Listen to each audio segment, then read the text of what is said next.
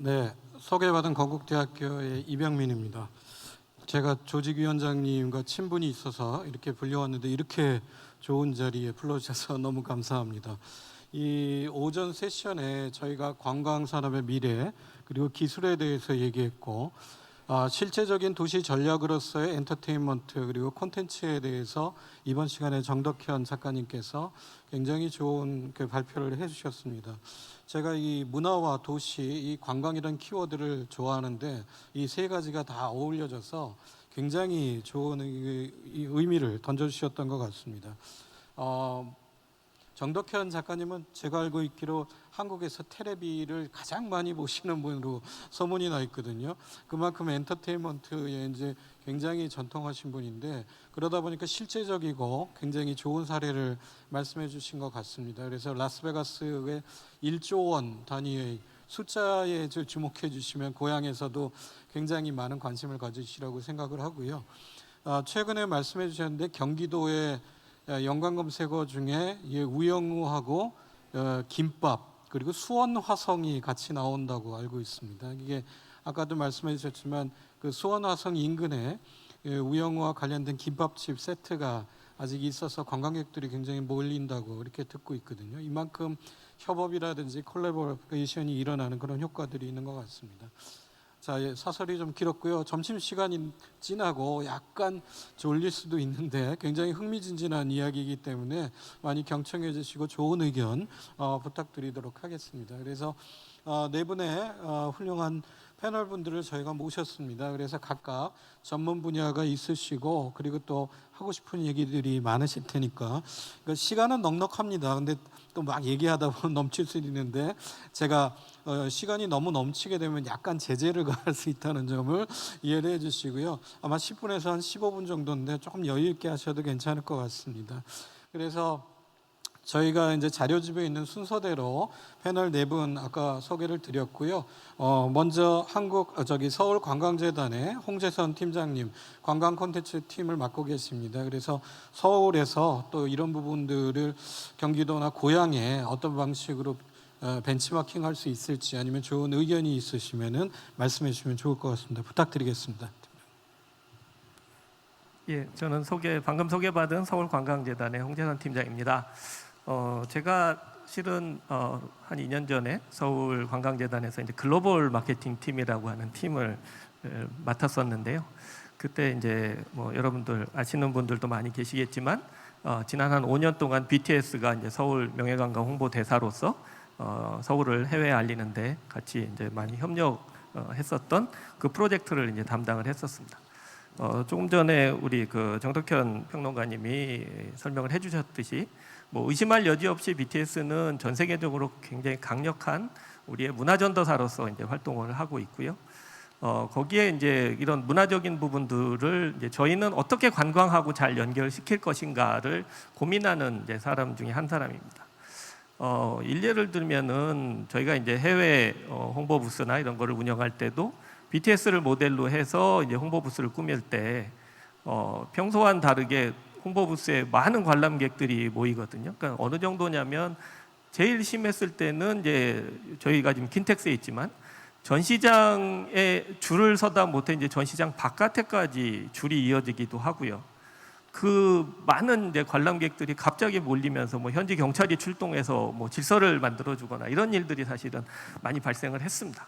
그만큼 이제 이런 문화적인 부분들이 아마 우리가 역대껏 걸어보지 못한 굉장히 강력한 이런 문화적인 파워를 가지게 된 시점인데, 그러면 이거를 우리가 이제 어떻게 관광하고 이제 연결을 시켜야 할 것인가? 공공 부분과 사실 민간 부분을 조금 나눠서 얘기해 볼 필요는 있을 것 같습니다. 그러니까 저희가 아주 그냥 극단적으로 예를 들어서 설명하면 외국에 계신 관광객분들이 우리나라 영화를 보시면 15,000원을 지출하시지만 관광을 해서 들어오시면 150만 원을 지출하시게 되는 거거든요. 이러한 경제적인 부분들 또한 우리가 간과할 수 없는 부분들이기 때문에 관광에 대한 부분들을, 문화에 대한 역량과 관광에 대한 부분들을 어떻게 해서든지 이제 연결을 더 지어야 되는 부분들이 있습니다. 그런 의미에서 지금 고양시에서 이제 진행하고 있는 CJ 라이브 시티 같은 경우도 저는 굉장히 바람직한 현상이라고 보여집니다. 저희가 이제 해외 마케팅을 할 때 사실은 조금 어려운 부분 중에 하나가 뭐냐면 문화라고 하는 부분들이 때로는 이게 손에 잡히지 않는 부분들이 많이 있습니다. 그걸 뭔가 가시적으로 좀 보여줄 수 있으면 조금 더 적극적으로 저희가 홍보를 할 수 있고 또 관광객 유치에도 훨씬 더 메시지를 잘 전달할 수 있는데 그런 것들이 사실 우리가 조금 부족할 때 아쉬움들이 많이 남거든요. 그러니까 일례를 들면 저희가 이제 뭐 해외 사례를 많이 듭니다만 해외의 영화 같은 경우는 뭐 유니버셜 스튜디오라고 하는 부분을 통해서 가시화를 시켜주고 해외 엔터테이너 분들 같은 경우에는 뭐 LA의 스타의 거리 같은 거로 해서 사실은 조금 가시화가 되거든요. 우리도 이제 사실 그런 부분들을 적극적으로 좀 활용을 해서 가시화를 시킬 때 조금 더 관광객 유치를 위한 적극적인 활동이 가능하지 않을까 그런 생각들이 좀 들고요. 또 하나는 지금 문화 콘텐츠라고 하는 부분들이 사실 굉장히 넓은 그 프레임워크를 가지고 있습니다. 뭐 영화도 있고요, 드라마도 있고, 음악도 있고. 저희가 이제 해외에 가서 이제 관광객 유치를 위해 여러 가지 활동을 할 때 그러니까 코로나 이전에 그러니까 19년도에 해외 여행사에서 좀 요청받았던 그 부분이 뭐냐면 한국의 그 K-팝 스타들 콘서트 티켓만 좀 구해주면 전 세계를 띄워서 관광객들을 데리고 들어가겠다. 준비가 다 됐는데 티켓을 지금 구할 수가 없다. 그런 사실은 볼멘 소리를 많이 들었었습니다. 그만큼 사실은 해외에서 수요가 있는데 그러면 국내에서 그런 수요를 어떻게 충족시켜 줄 것인가. 또 예를 들면 어디에서 어떤 그 아티스트가 어떤 공연을 하고 있는지 또 어떤 문화적인 행사들이 어디서 어떻게 발생을 하고 있는지 사실은 내국인들 같은 경우에는 뭐 인터넷 검색하고 한글로 된 자료들을 검색하면 어렵지 않게 찾을 수 있겠지만 외국인들한테는 그 또한 사실은 쉬운 작업들이 아닙니다. 그래서 그런 그 한류 콘텐츠에 대한 부분들을 조금 집약적으로 정보를 전달해 줄 수 있는 그러니까 뭐 저희가 이제 옛 속담에 구슬이 서말이라도 깨어야 보배라고 지금처럼 이렇게 한류에 대한 관심도가 굉장히 높아져 있을 때 그런 체계들이 조금 더 잘 갖춰진다면 우리나라가 문화적인 강국과 더불어 관광에 대한 강국으로도 같이 성장할 수 있지 않을까 그렇게 생각을 해봅니다. 네, 감사합니다. 예, 서울에 대한 노하우를 좀 알려달라고 말씀드렸더니 칭찬만 하셨네요. 네, 근데 구슬이 서말이라도 깨어야 보배라고 아마 이런 좋은 기회를 좀 많이 선용할 수 있는 그런 최근에 이제 동향을 말씀해 주신 것 같습니다. 그래서 말씀해 주신 이제 가시적인 효과나 승수 효과로 좀 거듭날 수 있도록 좀 실제적인 노력들이 있어야 되지 않을까 하는 생각이 들고요. 뭐 아시는 대로 기생충이라든지 그런 영화를 이제 코스 를 위해서 관광 코스를 이제 개발한 그런 사례들도 최근에 많이 있는 걸로 알고 있습니다. 그래서 서울뿐만 아니라 경기도 고향에서도 이런 많은 노력들이 있으리라고 이제 생각을 하고요. 또 이제 추가적으로 이제 그 문화체육관광부 그리고 이제 한국관광공사에서도 많은 노력을 기울이시고 있으신데요. 또 브랜드 마케팅이라든지 또 한류 마케팅도 굉장히 많이 하는 걸로 제가 알고 있습니다. 예, 오충석 팀장님 모셨는데 관련해가지고 또 좋은 말씀 부탁드리겠습니다. 안녕하세요. 들리시나요? 네. 예.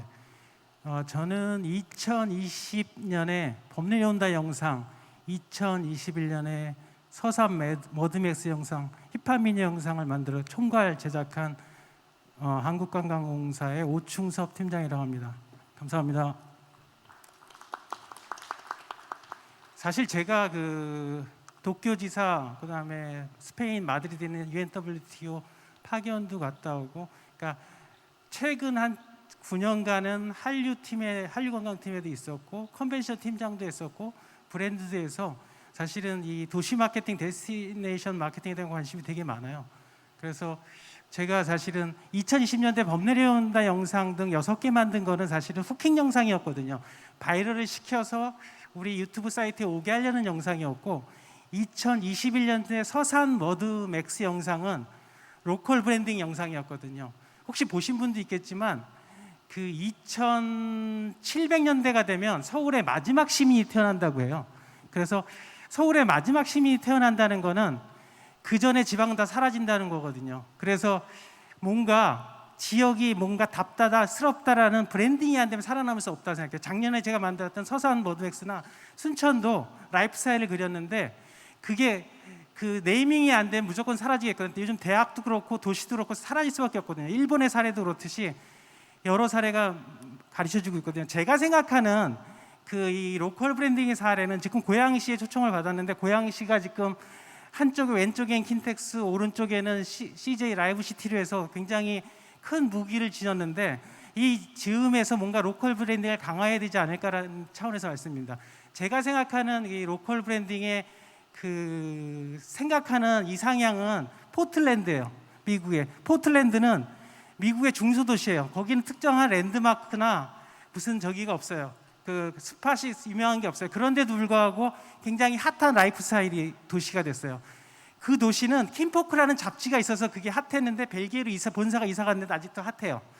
모든 핫한 저기 아티스트 광고가들은 다 거기 가 있어요. 물론 이제 나이키 본사가 있고 아디다스 미주 본사가 있는 건 있지만 어쨌든 뭔가 도시가 살아나려면 뭔가 다 와야 되거든요. 그래서 이 작년에 그래서 만든 것도 그러니까 서울도 2편 만들고 각각의 지방에 뭔가 캐릭터를 좀 잡아서 했거든요. 그래서 뭔가 이 시대에는 그 뭔가 답다. 예를 들면 여러분도 여러분 이름으로 예를 들면 정동엽 평론가님도 나름 브랜딩을 잘하셔가지고 오신 거라 생각하고 저도 마찬가지고 여기 계신 분들 그런 거라 생각해요. 그러니까 뭔가 브랜딩의 시대가 된 것 같아요. 새롭게. 그래서 뭔가 그런 쪽이 필요한 것 같고 단지 이제 제가 한류에 대해서는 그 일단은 어쨌든 한류는 지금 저희가 헐리우드라고 생각해요. 제가 작년 말에 어디 심포지엄 가서 그랬거든요.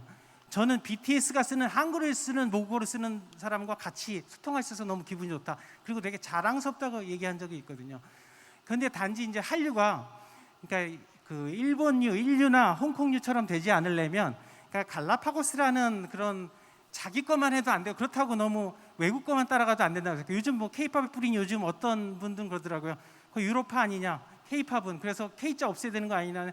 물론 글로벌로도 차용해야 되지만 과연 그러면 우리의 정체성은 뭘까? 그것도 연구해야 될 것 같아요. 작년에 제가 처음에 범 내려온다 영상은 그 조선의 힙합이었고 이 날치가 그래서 제가 그럼 현대 힙합이 뭘까 하다 현대 힙합에 민요를 넣은 거고 그 다음에 제가 현직에 지금 있지 않는데 잠깐 딴 파트에 있는데 그 원래는 고려가요나 향가 쪽으로 하려고 했어요. 그러니까 우리가 과연 원류가 뭔가 그러니까는 꼭 이게 국수주의적으로 문화제육주의적으로 어떤 전파가 아니라 우리가 가지고 있는 건 뭔가라고 자꾸 되돌아볼 필요는 있다고 생각해요.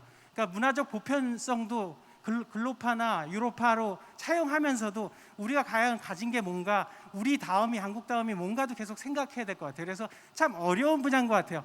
너무 한국 다음 하면 이 국뽕이 돼가지고 약간 저기 나중에 친한파가 혐한이 되고 중국과 일본 사례가 그렇죠.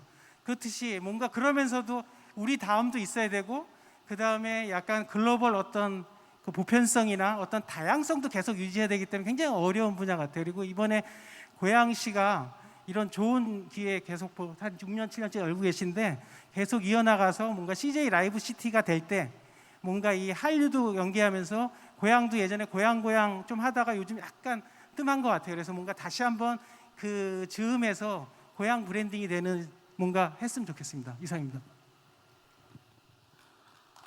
네, 감사합니다.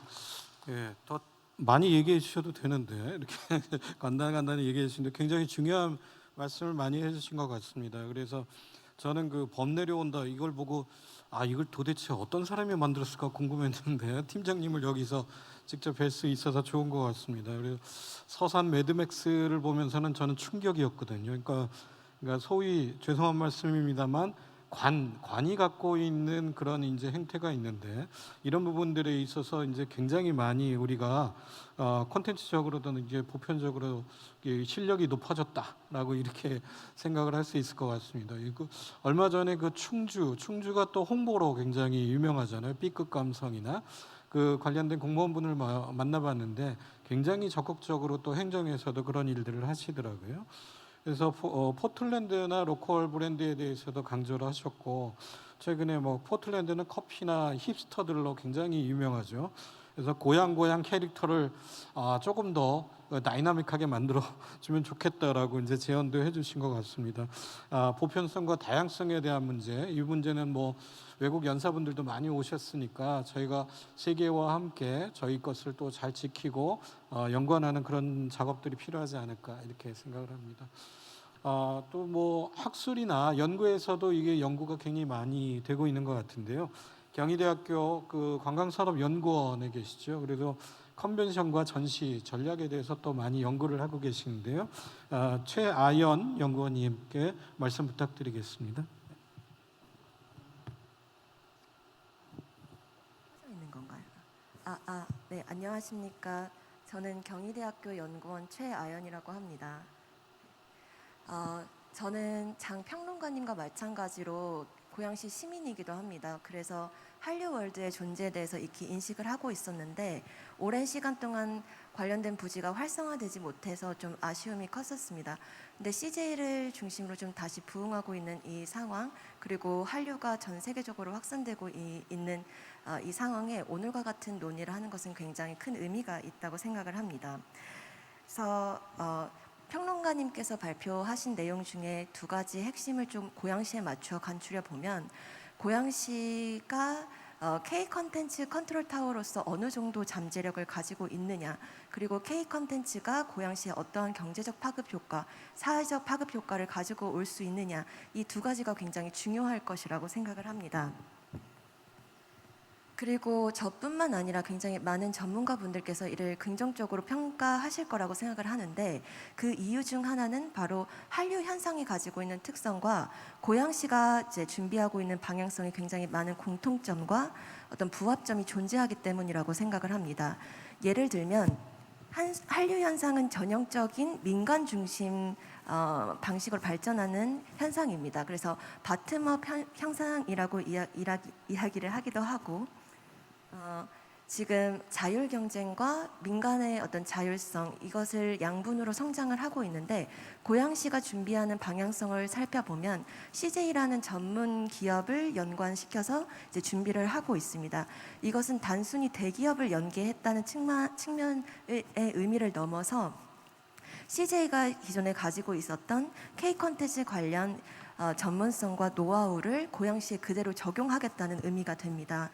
CJ에 대한 어떤 사업 내용을 저희가 간단히 살펴보기 이전에 한류가 어떻게 작동하는지 저희가 한번 살펴볼 필요가 있는데, 한류 생태계는 세 가지 박자가 어떤 톱니바퀴처럼 이렇게 연관성을 가지고 지속 가능하게 발전한다고 이야기를 합니다. 첫 번째 박자는 바로 창작이고, 두 번째 박자는 유통이고, 세 번째 박자가 바로 소비입니다. 이러한 측면에서 CJ가 가지고 있는 경영학적, 산업적 전문성을 살펴보면, CJ는 엠넷이나 이러한 방송국뿐만이 아니라 MCN이라고 하는 멀티 채널 네트워크 사업을 통해서 개인 창작자들이 을 발굴하고 양질의 컨텐츠를 생산할 수 있도록 지원을 하고 있습니다. 그리고 비비고와 같이 한식을 전 세계화로 확산하고 있는데 굉장히 많은 기여를 하고 있습니다. 그래서 전방위적으로 CJ가 가지고 있는 노하우를 이에 대한 세계관을 고양시에서 펼친다는 것은 굉장히 긍정적인 신호라고 저희가 평가를 해볼 수 있을 것 같습니다. 그리고 CJ가 그러면 고양시에 이익만을 가져다 줄 것이냐라는 고민을 한번 또 해볼 수 있는데, CJ 역시 고양시 부지를 활용함으로써 굉장히 많은 상호 이익을 가질 수 있을 것이라고 전망을 해볼 수 있는데요. 그 이유는 한류가 지금 1990년대 후반 처음 태동이 돼서 대중문화를 중심으로 발전을 했다가 지금 2.0, 3.0, 4.0까지 진화를 하였습니다. 한류 4.0의 특징은 총 세 가지로 좀 정리를 해볼 수가 있는데, 첫 번째는 소비 계층의 확산, 두 번째는 플랫폼의 연계입니다. 그래서 온라인뿐만이 아니라 오프라인, 아까 평론가님께서도 말씀하신 것처럼 이 오프라인 플랫폼을 적절하게 활용하는 것이 이 4.0의 굉장히 중요한 특징이 될 것이고, 마지막 특징으로는 범위의 확산인데, 대중문화뿐만이 아니라 K 뭐뭐뭐 지금 오충섭 팀장님께서 계신 이제 관광공사에서도 디지털 아이덴티티 K를 개발을 해서 뭐 K 메디컬, 뭐 K 브랜드, 뭐 K 관광 굉장히 많은 것들이 지금 한류 산업으로 포함이 되고 있다는 것을 저희는 알 수가 있습니다. 이러한 측면에서 CJ가 한류와 관련된 정말 많은 사업들을 하고 있다는 것을 저희는 뭐 익히 알고 계시겠죠. 그리고 이러한 것들이 고양시라는 공공 영역과 CJ라는 민간 영역의 적절한 협업이 될 것이고, 이는 이제까지 뭐 아까 라스베가스에서 진행됐던 BTS 프로젝트처럼 일시적인 이벤트성의 어떤 연계 사업들은 여럿 있었지만, 사실 이렇게 플랫폼을 중심으로 소비자들을 그러니까 오프라인에서 소비자를 직접 만나고 제3의 공간이 아닌 이런 지속적으로 소비자들을 만날 수 있는 공간을 확보해서 온라인을 연계한 사례는 국내에 없었기 때문에 분명히 이는 4.0을 넘어서 한류 5.0을 선도할 수 있는 대단한 잠재력의 근거가 될 거라고 저는 생각을 하고 있습니다. 그래서 고양시 시민으로서 한류 5.0을 고양시가 선도하는 것을 기대해 보고, 문화체육관광부, 외교부 등 굉장히 많은 중앙 정부가 한류에 주목을 하고 있고, 올해 문화체육관광부에서 국정과제로 K 콘텐츠 매력의 전 세계적 확산을 국정과제로 선정을 하고, 지속가능한 발전에 대해서 민간과 공공과 민간의 지속적 고민이 있는 현 상황에서 고양시가 ESG뿐만 아니라 뭐 서스테이빌리티와 관련된 수많은 고민을 하고 있기 때문에 분명히 많은 시너지가 발생이 될 거라고 저는 감히 전망을 해보며 토론을 마치도록 하겠습니다. 네, 감사합니다. 최하연 연구원님.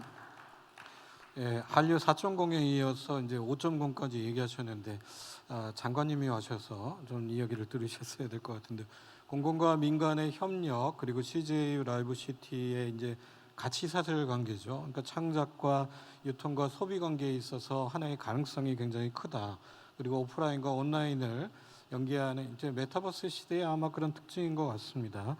그런 가능성까지 이제 얘기를 해주셨고, 아까 점심 식사를 하면서 이제 다른 분들하고 ESG 얘기를 많이 했는데요. 그런 얘기들도 아마 오후 세션에도 또 얘기가 있으니까요. 그런 부분들이 같이 나눌 수 있을 것 같습니다. 네, 이 관련해서 또 경기도에서도 또 많은 준비도 하고 지원도 하고 계시는 것 같습니다. 그 경기도의회 김한규 의원님 나와 계시는데요. 좋은 말씀 부탁드리겠습니다.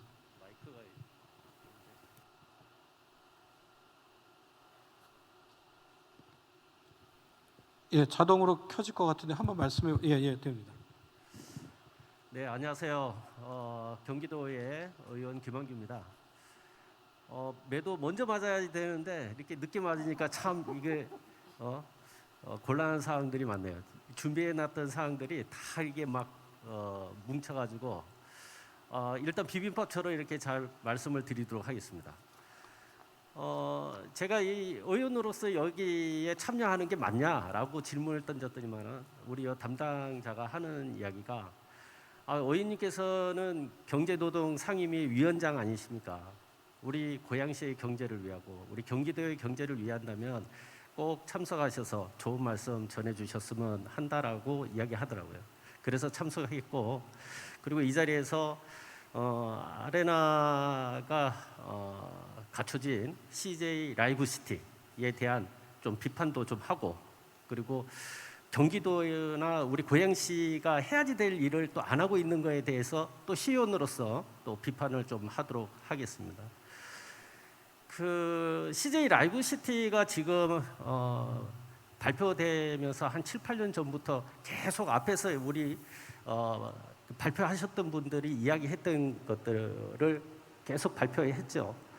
문화 콘텐츠 사업이 이루어져야 된다. K컬처 밸리가 이루어져야 된다. 그래야 우리가 먹고 사는 경쟁력이 있는 한국, 대한민국이 만들어진다. 고양시도 그렇게 발맞춰 나가야 된다라고 했는데, CJ 라이브 시티 지금까지 하는 행태를 보면 뭐 2년 4년이 오는 그 뭐 지방선거나 아니면 총선 앞두고 몇 개월 앞에 뭐 착공식이 있다, 기공식을 한다, 이러한 퍼포먼스만 하고 있었다는 거죠. 본인들이 지금 뭐 하고 있을까? 앞에 표지에 이렇게 화면에 나온 것을 보면 뭐 문화 콘텐츠 사업이 우리 CJ 라이브 시티에서 주도적으로 하고 있습니다. 그리고 뭐 제일 밑에 하단 부분에 보니까 한류천에 관련한 부분도 이렇게 올려져 있더라고요. 그 여러분이 이 지리를 잘 아시면 한번 한류천을 가보시면 이 한류천이 깨끗한 한류천이 아니에요. 예. 한강보다 더 수질이 안 좋은 진짜 탁도가 너무 안 좋은 그 한류천이 흐르고 있어요. 그 한류천을 지금 현재 그대로 둔 상태에서 지금 CJ 라이브 시티가 공사를 시작하려고 그러고 지금 착공식을 작년에 했는데 과연 이게 잘 이루어질까 하는 그런 의문점을 갖고 있습니다. 그리고 제가 시의원으로 있을 때 마이스브루를 만들었는데요. 그 마이스브루를 지원해가는 조례를 만들면서 여기에 전시 컨벤션 그리고 문화 콘텐츠 사업을 다 집어넣어놨습니다. 그래서 이 자리가 이 지원해가는 조례에 의해서 지금 예산이 만들어졌고 지금 이 자리에서 진행하고 있는데요. 저는 되게 마음이 아픈 게 뭐냐 하면 GTX 교통 문제 한번 건드려 보겠습니다. 우리 고양시가 최대 실수 중에 하나는 뭐냐면 1, 2 전시장 사이에다가 GTX 출구를 만들어줬어야 되는데 그 만들어지지 않고 엉뚱하게 꿈의 그린이라 그 아파트 단지 앞에다가 출구가 만들어졌다는 거예요. 그러면 이 향후에 우리 전시 산업을 모태로 한 마이스브루 사업 자체가 CJ하고 다 연계가 돼 있는데 이거에 대한 대책을 세울 수 있느냐, 세우고 있느냐라는 그런 고양시만의 숙제도 또 풀어나가야 되는 부분이거든요. 그런데 과연 이거 누가 풀어야지 되느냐?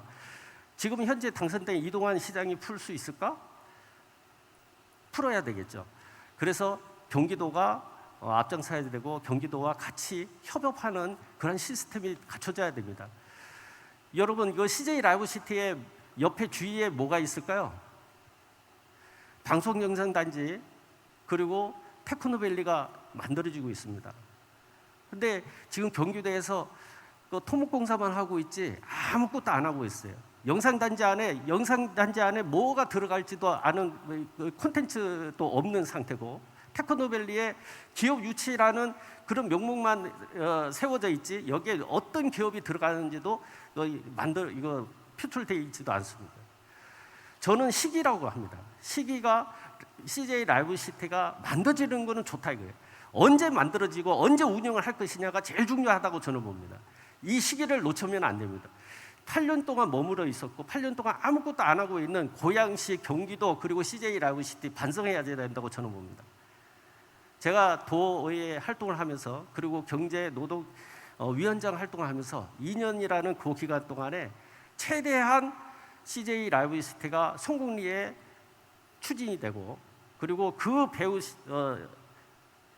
배우가 잘 만들어질 수 있도록 방송영상단지뿐만 아니라 테크노밸리 그리고 우리 킨텍스 주요 무대 시설 자체가 잘 운영이 될 수 있도록 노력하겠습니다. 그리고 우리 윤석열 대통령께서 공약사항으로 걸었던 인천 2호선, 인천 9호선 이 두 개 노선이 CJ 라이브 시티뿐만 아니라 우리 전시산업으로 먹고 살아야지 될 고양시의 출구가 어느 출구로 확정이 될지는 모르겠지만 그게 노선이 확정이 될 수 있도록 우리 이 자리에 참석해 주신 우리 김연아 전 국회의원님뿐만 아니라 우리 관계자 여러분들이 계신다면은 이거 꼭 노력을 해주시길 부탁드리겠습니다. 네, 감사합니다. 네, CJ 라이브 시티와 관련된 쓴소리 그리고 실제적으로 저희가 정말 고민해야 될 문제점들을 많이 짚어주신 것 같습니다. 그리고 특히 GTX나 인프라에 대한 문제 그리고 이것이 타이밍에 대한 문제셨죠.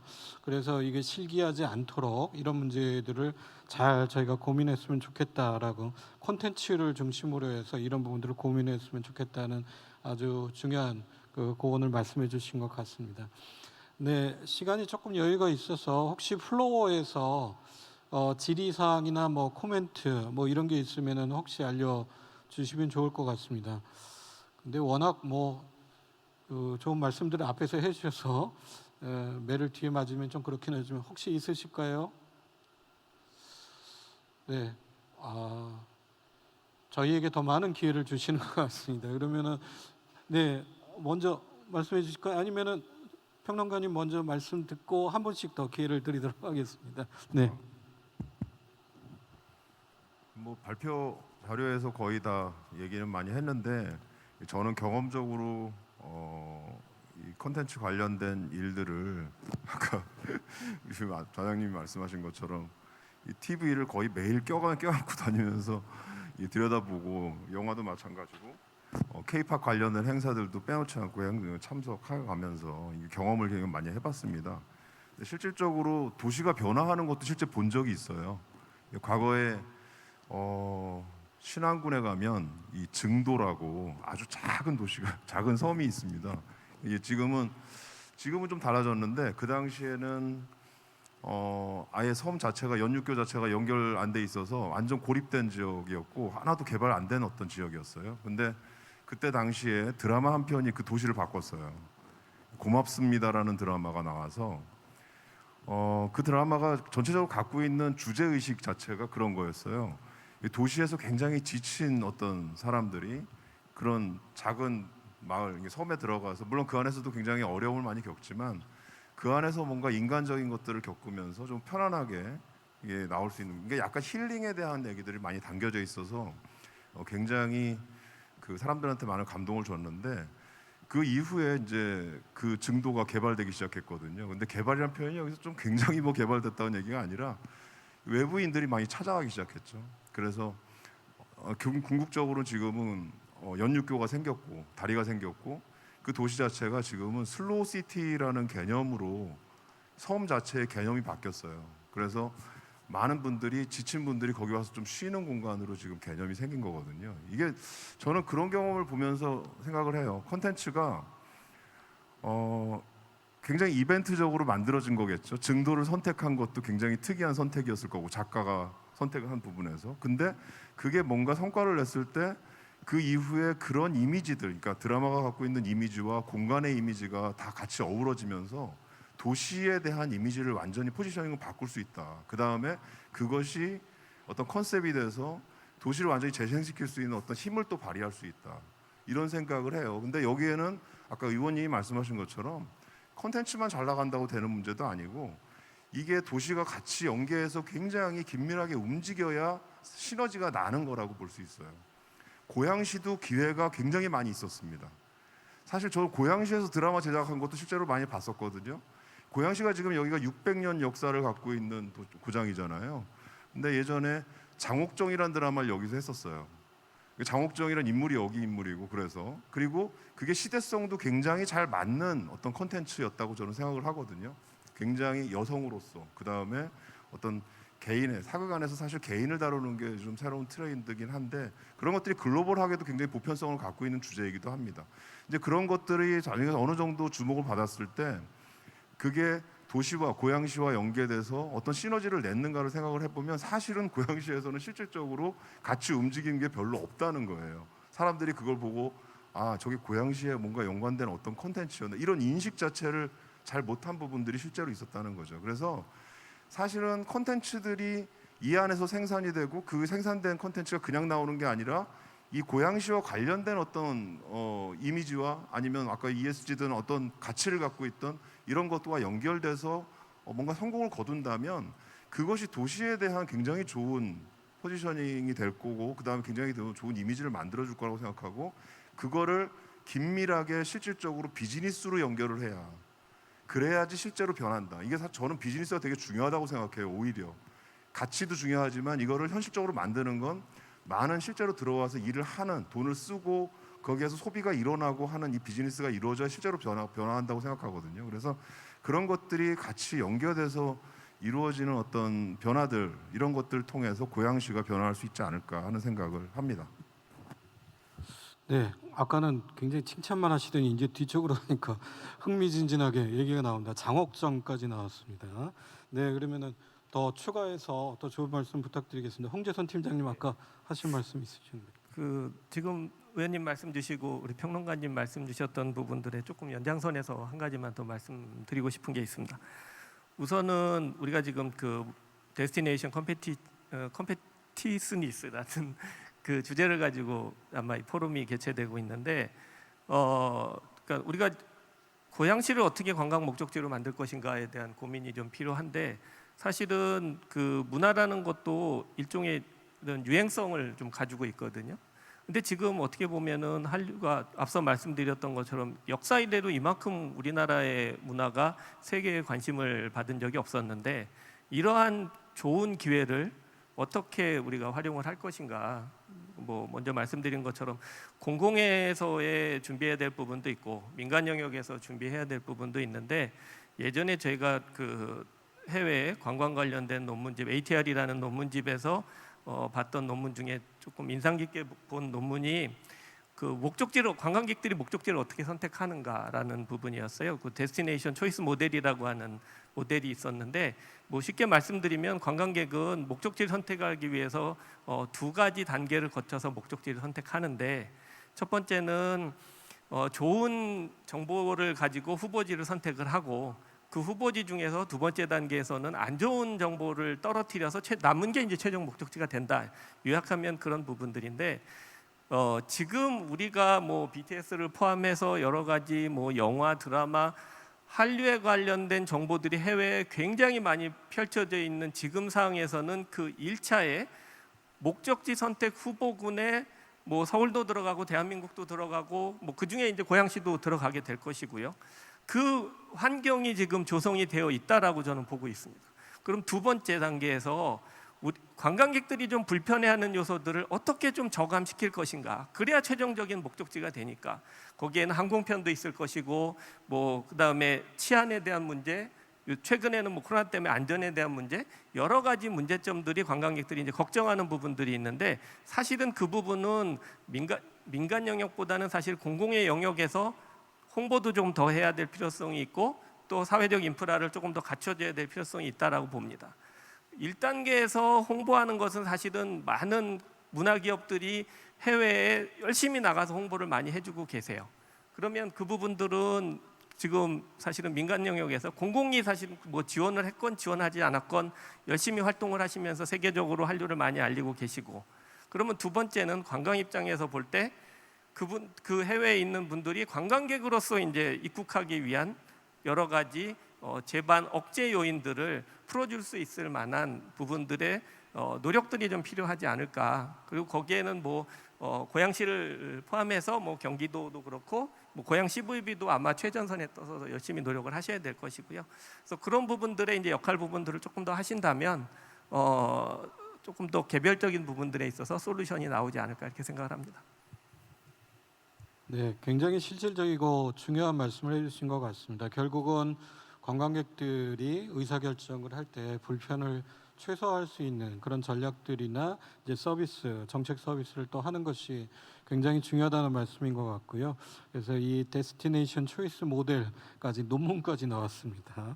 예, 여기까지 다 얘기를 하셨으니까 패널분들 한 분씩 더 기회를 더 드리도록 하겠습니다. 예, 뭐 건너뛰셔도 괜찮습니다. 네, 그럼 연구원님께 한 말씀 더 부탁드리겠습니다.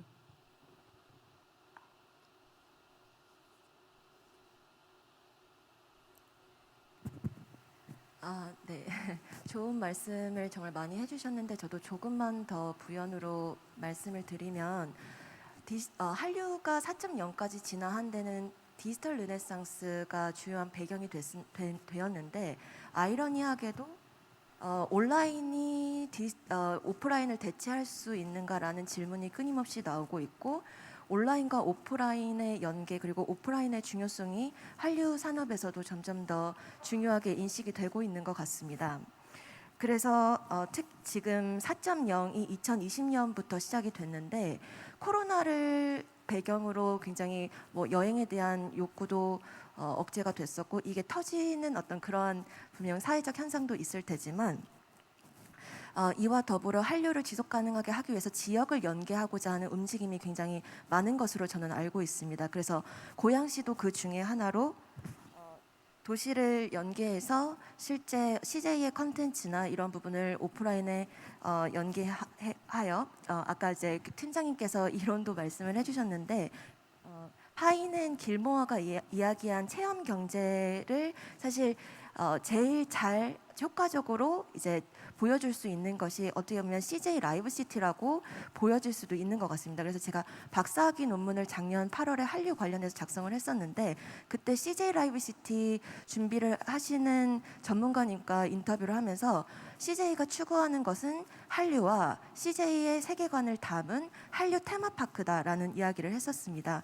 그 말은 즉슨 CJ 라이브 시티가 추구하는 어떤 방향성은 온라인과 오프라인 굉장히 다각적인 경험을 현장에서 소비자에게 보여줄 수 있는 그런 장을 만들고자 하는 거라고 저는 이해를 했는데 지금 2004년부터 고양시에서 한류 월드화를 준비하면서 이게 아까 의원님께서 말씀하신 것처럼 계속 어떤 문제가 있었다고 저는 알고 있고 2016년에 CJ를 만나서 많은 노력들을 했지만 오늘까지 이게 개장되지 못하고 많은 난관이 있었다고 알고 있습니다.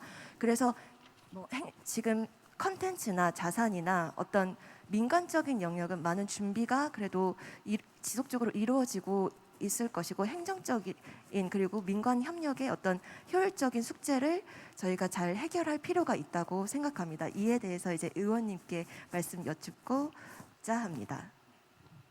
네, 자연스럽게 마이크를 넘겨주시면 되겠습니다. 갑자기 이렇게 마이크를 넘겨주셔서 여기 꽃박람회 대표님께서 와가지고 계시는데요. 제가 이제 석사 논문을 썼는데 그 석사 논문에 꽃박람회가 주변 상권에 미치는 영향이라는 제목으로 이렇게 썼었습니다. 그 첫 번째 여기 제일 중요하게 이제 이야기됐던 부분이 교통.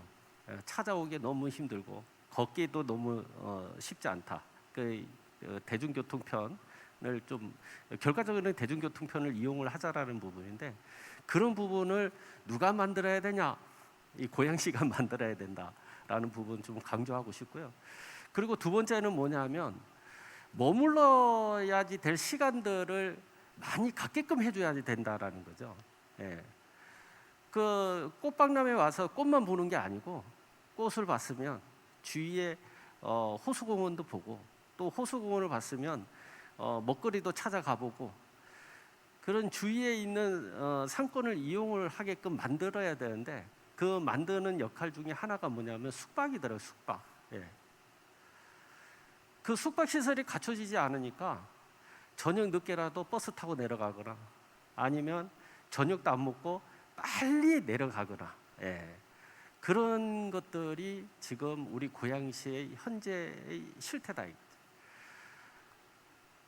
찾아봐도 숙박 시설이 부족하다는 것은 절실하고 그 과정 속에서 지금 뭐 CJ 라이브 시티 또 경기도 요 숙박단지 내에서의 또 역할 분담 그리고 고양시에서 아직까지 계약은 이루어졌는데 진행되지 않은 그 숙박 시설 부분들 이런 부분들을 지금 문화 콘텐츠 사업을 하면서 같이 진행을 해야지 된다라는 것을 좀 강조하고 그리고 그 강조 부분이 우리 고양시의 담당 공무원들이나 아니면 지금 이를 이제 준비하는 분들이 계속 생각을 좀 하고 계셔야 되겠다라는 그런 말씀을 좀 전해드리고요.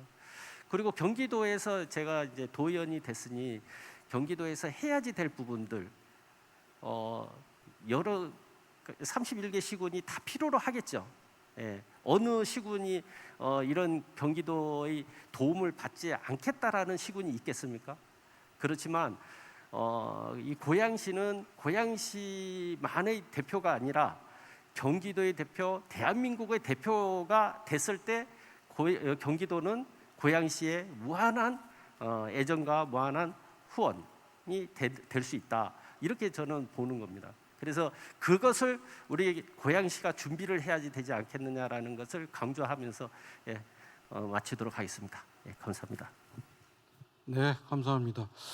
오늘 그 발표자와 이제 패널 분들이 그 굉장히 짧은 시간에도 굉장히 밀도 있는 얘기들을 많이 해주셔가지고 시간이 조금 남기는 했습니다. 그래서 아마 저한테도 시간을 주시는 건가 이래가지고 저도 좌장이긴 하지만 조금 도움이 될 만한 그런 말씀들을 조금 드릴 수 있을지 않을까 이런 생각이 들고요. 얼마 전에 이제 가족 휴가로 이제 제주도에 갔다 왔는데요. 제주도 최근에 가보시게 되면은 제주 가장 그 번화한 그 도심에 저쪽 중문에 있던 하이아트와 똑같은 그 같은 계열의 하이아트 호텔이 굉장히 어마어마하게 들어섰습니다. 근데 드림타워라고 하죠. 근데 이제 원래는 중국 관광객들과 이제 다른 관광객들을 겨냥해서 스타일리스트나 패션 디자이너까지 해서 쇼핑몰까지 포함된 어마어마한 시설을 지었습니다. 물론 코로나 때문에 조금 어려운 점은 있지만 이런 부분들이 아마 관광과 그다음에 쇼핑과 그리고 콘텐츠나 뭐 숙박까지도 연결된 그런 아마 시도가 아니었나 이렇게 생각을 하고 있고요. 아까 위원님이 말씀해 주신 것처럼 저희 고향이 갖고 있는 이제 숙제나 뭐 숙박에 대한 문제나 뭐 이런 문제들도 같이 고민을 해 나가야 되지 않을까 이렇게 생각을 합니다. 그리고 아까 CJ 라이브 시티 말씀을 하시면서 또 브랜드도 강조를 하셨고 제가 얼마 전에 그래도 한 1, 2년 됐죠. 외국의 이제 저널 신문에서 그 CJ에서 서포트해서 실은 기사이기는 합니다만 이 만두에 대한 기사가 올라온 적이 있었습니다. 그래서 외국 사람들이 이제 덤플링이라고 안 하죠. 만두라고 아예 고유명사를 씁니다. 근데 이제 거기에 이제 혁혁한 공을 세운 게 비비고였죠. 근데 이제 만두라는 것이 사실은 어떤 음식에 대한 철학도 있고 그리고 사실은 이 만두가 외국에서 굉장히 인기가 있는 게 유튜브를 통한 이제 먹방이라든지 미디어 콘텐츠의 힘이 굉장히 크죠. 이런 부분들이 아까 말씀하신 그 창조와 기획과 생산 소비가 어우러지는 하나의 생태계와 관련됐다고 보여지고 있습니다. 그래서 그런 의미들이 아마 CJ 라이브 시티와도 관련돼서 이제 풍성한 효과를 기대할 수 있지 않을까 이렇게 생각을 합니다. 네, 시간이 좀 남긴 했지만 혹시 그래도 뭐 그 질의라든지 코멘트라든지 이런 게 있으시면은 마지막 기회입니다. 드리고 그게 없다면 여기서 조금 맞춰도 될 것 같습니다. 이번 3세션 주제가 경제 성장 엔진에 관련된 거였고요. 말씀 드리신 대로 브랜드라든지 이미지, 그다음에 도시의 재생, 그리고 콘텐츠와 그리고 여러 가지 이제 공공의 노력까지 포함해서 많은 말씀들을 해주셨습니다. 이걸 토대로 해서 더 나은 정책들이 개선되고 제안되기를 바라고요.